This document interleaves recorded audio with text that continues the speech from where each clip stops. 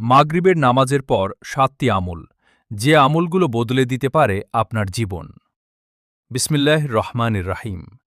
আলহামদুলিল্লাহ, সমস্ত প্রশংসা মহান আল্লাহ তাআলার জন্য।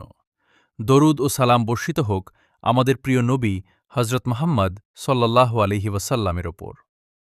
প্রিয় ভাই ও বোনেরা, দিনের শেষে যখন সূর্য অস্ত যায় এবং মাগরিবের আজান ধ্বনিত হয়, তখন পৃথিবীর ব্যস্ততা ধীরে ধীরে কমে আসে। এই সময়টিকে একজন মুমিন আল্লাহর স্মরণে কাটালে তার অন্তরে প্রশান্তি জন্মায়। আজ আমরা জানব মাগরিবের নামাজের পর এমন ৭টি সুন্দর আমল যা আমাদের ঈমান, চরিত্র এবং পারিবারিক জীবনকে আরও সুন্দর করতে সাহায্য করতে পারে। প্রথম আমল, কিছুক্ষণ মসজিদে বা নামাজের স্থানে বসে আল্লাহর জিকির করা। নামাজ শেষ করেই তাড়াহুড়ো করে উঠে না গিয়ে কয়েক মিনিট আল্লাহকে স্মরণ করুন। সুবহানাল্লাহ, আলহামদুলিল্লাহ, আল্লাহু আকবার এবং ইস্তিগফার পড়ুন। এতে হৃদয় শান্ত হয় এবং আল্লাহর স্মরণ জীবন্ত থাকে। দ্বিতীয় আমল, কুরআন তিলাওয়াত। প্রতিদিন অন্তত কয়েকটি আয়াত হলেও কুরআন পড়ুন। যদি আরবি পড়তে না পারেন তাহলে অর্থ পড়ুন।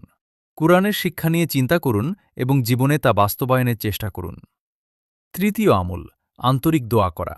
মাগরিবের পর নিজের জন্য, বাবা মায়ের জন্য, সন্তানদের জন্য, অসুস্থদের জন্য এবং সমগ্র উম্মাহর জন্য দোয়া করুন। আল্লাহর কাছে বিনয়ের সঙ্গে চাইতে শিখুন। চতুর্থ আমল, ইস্তিগফার। আমরা প্রতিদিন অসংখ্য ভুল করি, তাই বলুন আস্তাগফিরুল্লাহ। আল্লাহর কাছে ক্ষমা প্রার্থনা করুন এবং ভুল থেকে ফিরে আসার দৃঢ় সংকল্প করুন। পঞ্চম আমল, পরিবারের সঙ্গে উত্তম আচরণ। বাড়ি ফিরে হাসিমুখে কথা বলুন। সন্তানদের খোঁজ নিন, বাবা মায়ের সঙ্গে বসুন, স্বামী স্ত্রীর মধ্যে সুন্দর আচরণ করুন। একটি মিষ্টি কথা অনেক সময় একটি পরিবারের পরিবেশ বদলে দিতে পারে। ষষ্ঠ আমল, ইসলামী জ্ঞান অর্জন।